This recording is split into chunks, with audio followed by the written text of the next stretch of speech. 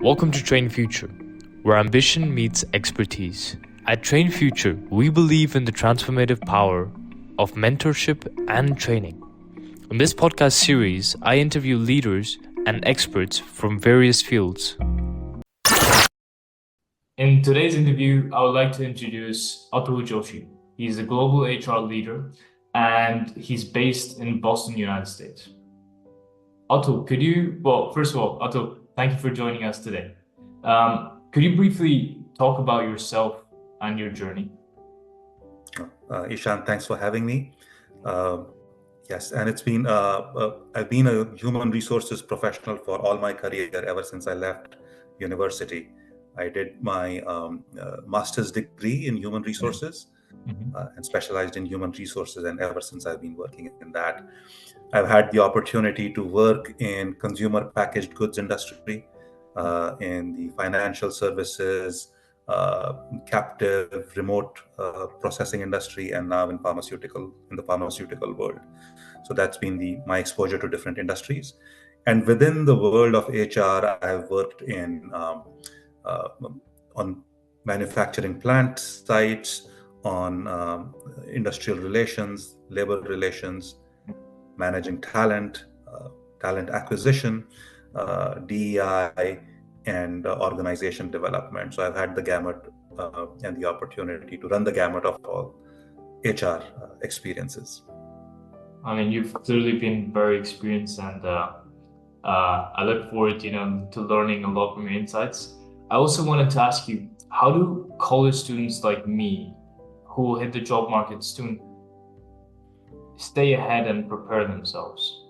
I think from a skills perspective, there is how AI will play a increasingly significant role in all our lives and in work. So acquiring those skills while you're in college in terms of understanding how AI can help boost productivity, how it can help people in their everyday life, and being comfortable with that is going to be a huge benefit, a huge advantage to people stepping out of college, I think. And that's this generation is growing up as AI is growing up. So my hope is that people coming out from colleges will be AI natives more than the prior generations. That's one.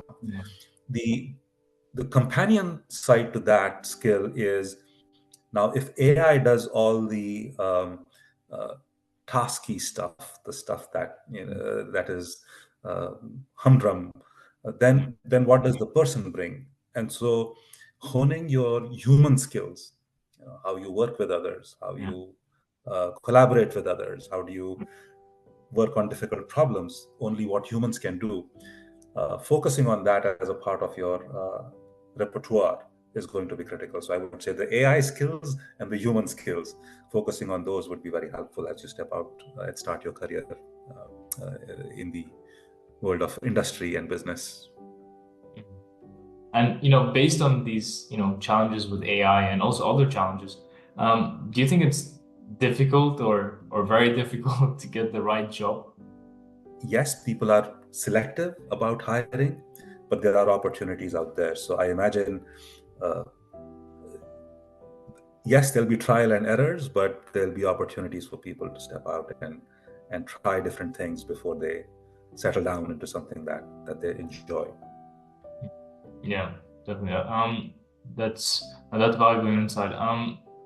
I also wanted to ask, like, what skills do companies nowadays value more, for entry-level positions? The ones that seem to do well and thrive are the ones who have a lot of curiosity, who truly enjoy what they are doing. So there is a level of commitment to the kind of work that they are doing. That those are the people who I see doing really well. Yeah. On the flip side, there are also people who are willing to try things, even if they are not very. They might be new to it, but they are willing to try it out, give it a shot, and see how, and learn from it. That becomes very powerful and a teaching moment for many people who may say, hey, this is not something that I've trained for, but if I do it, I learn from it. And that is helpful. So those are the three things I look for. I think it's curiosity, It's a level of enjoyment from the role and Yeah. willingness to learn from things that they haven't experienced Yeah. before. Exactly. Like leadership qualities, basically, right? Yes, absolutely, Yeah. absolutely. Those do lead up to Mhm. making for better leaders. Yeah. And do pharma companies focus more on the candidate's GPA or the candidate's work experience, like internships, apprenticeships, or working on your own project? It's a whole holistic look at the candidate. So Mm. all of the above contribute to creating a picture of who the candidate is. So their GPA will tell us that the person has Mm. had what kind of academic track have they had, and their Yeah. extracurricular activities and their internships will tell us what kind of experiences they've had, and how that might fit into the requirements, and how the person shows up with curiosity and interest will give us a sense of their motivation. So it's a complete picture type look, and that's what we try to look for, and that's why you will hopefully see that there's not just one person who meets you from the organization, but Yeah. quite a few people, and that helps with different perspectives and getting a better sense of who the candidate is. Yeah. Mhm. And how do you like ensure a diversity of candidates? That's a critical value for us, Mm. and it's critical because in business, being able to look at a problem from Mm. different perspectives is critical to success. It is easy to get into groupthink, and therefore, uh, having this ability to look at things, diversity of thought, diversity of approaches is must. I mean, businesses won't do well unless they have that. Uh, and to ensure that we take great pains when we are putting together a candidate slate. Mm. We ensure that there are people from all walks of life, from all backgrounds and cultures, that and those that are interested in the role are on the slate, and that's key. We measure ourselves against that, and it's a measure of success that our candidate slates are diverse and are representative of the population that we are hiring from. Mm. I've noticed also like ESG has become the buzzword everywhere. And first of all, what is your view on ESG and how is it playing a role within pharma companies? One of the things that we say is, can we as organizations and even as individuals, can we give back more to the society than we take from it? We all live inside the society, and the reason we are successful is that we are able to interact with all the various uh, aspects. We take from natural resources, we take from human resources, and that's how we become successful and create a product. uh, ESG is increasingly important for organizations, and investors, people and large investors like BlackRock Yeah. look for organizations that have a clear understanding of how they will contribute to the ESG and how good they are on that uh, metric. So Mm. it's a clear part of our strategy. Uh, Yeah. Doing well by the environment, Mm. governance, DEI, yes, all of that goes into the mix. And the organizations usually that are doing well or are committed to this will take out annual reports that talk about how they are doing on the ESG metrics. Mm.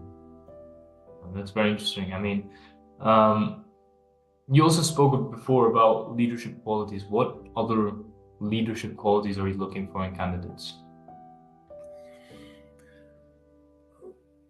So, self-awareness becomes a very important element of leadership. So, knowing your strengths, understanding how you impact others, and then being able to work with others is super critical.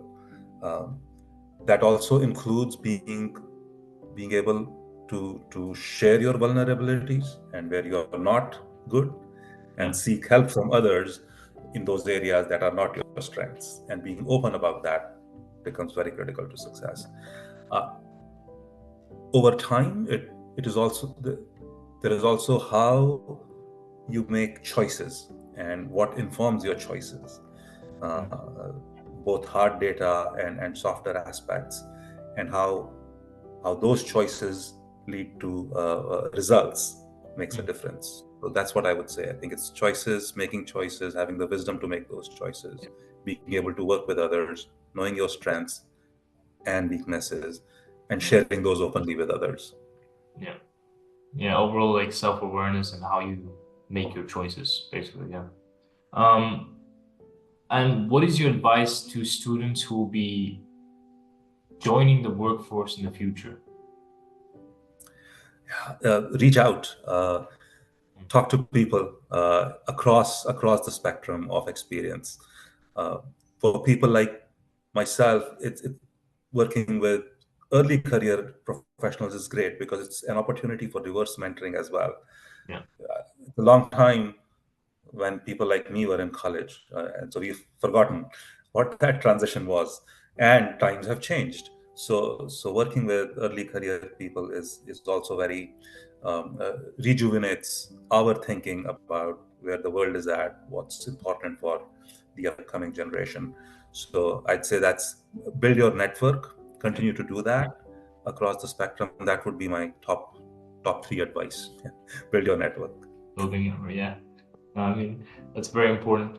Um, and yeah, like, final question of the day. Do you think mentorship is essential for today's generation so that we can learn from industry professionals and plan our career well?